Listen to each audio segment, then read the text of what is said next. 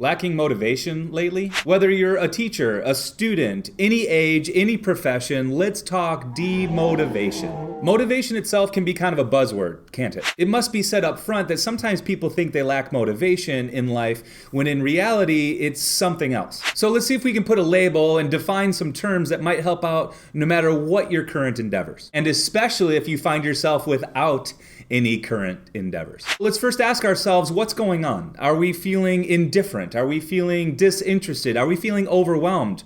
Or could it be that we're possibly involved in something known as apathy or even avolition? Apathy is often defined as a lack of interest or a lack of enthusiasm or even a lack of concern for ourselves or others. Examples of apathy might be feeling uninterested in social relationships or unmotivated at work or at school, or even having feelings of emptiness or a lack of energy for reasons we don't quite understand. Avolition, on the other hand, is a term used to explain extreme apathy, a disinterest, but also an inability to work towards any goal-directed behavior. Avolition is similar to apathy, but it's much more intense. It's also an effect, a symptom of some common mental health conditions, such as bipolar disorder, schizophrenia, even dementia, and traumatic brain injuries. Again, avolition might be the inability, not the unwillingness, but the actual inability to perform everyday tasks, doing the laundry or washing dishes, responding to a text from a friend,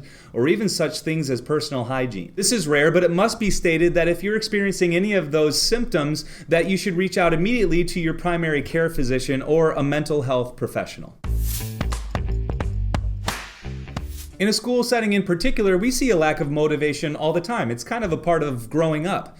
Motivation ebbs and it flows, not just for students, but for teachers as well. Depending on the time in the calendar year, weather might be a factor, or extracurricular activities, or an overload of tests or projects. Obviously, we need to factor in things that happen outside of school, things that happen in the home or in our personal lives. It's extremely common to see in a quarter or semester, and especially in year-long classes, that motivation with students and the teacher has its ups and downs, which leads nicely into my personal teaching mistake in recent months. And that is allowing demotivation to affect my social interactions with students. What I mean is, when I experience a lack of motivation, I notice that my lessons and my student interactions also suffer. It happens. And when we lack that energy, we need to approach things with leniency and grace and have some patience with ourselves as we try and find that motivation again. Or better yet, create a new motivation for whatever endeavors we have going on.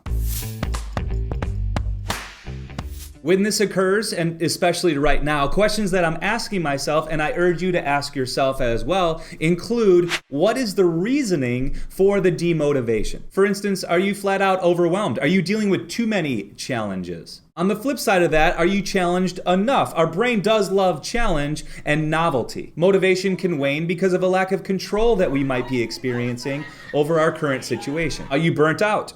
That's different than overwhelm, because burnout is a distress where we're on the verge of shutdown. Do you procrastinate? That's a coping mechanism that is different than laziness. That's putting off some of these challenges that are going on until a later date when we're better able to handle them. Are you seeking motivation, or are you really just seeking a good habit system, a good routine, a lifestyle? These are all questions I can't answer for you, especially on video, but they are important for self-awareness. See, what we're doing here is we're creating an awareness and a recognition of the lack of motivation. Which brings us to our mindful tip for this month, and that is to be intentional with our energy. We all have a finite amount of energy to give each day, week, month, and year. Being mindful and intentional would mean, do we need to refocus where our efforts are going? Are we trying to do all the things all at once when in reality we should be focused on one specific thing? Do we need to reinvent what success actually looks like in our own lives? Are personal or professional expectations exceeding what we're actually able to do? Do we need to declutter not just our physical space but our mental and emotional space? These all have the potential to alleviate disinterest,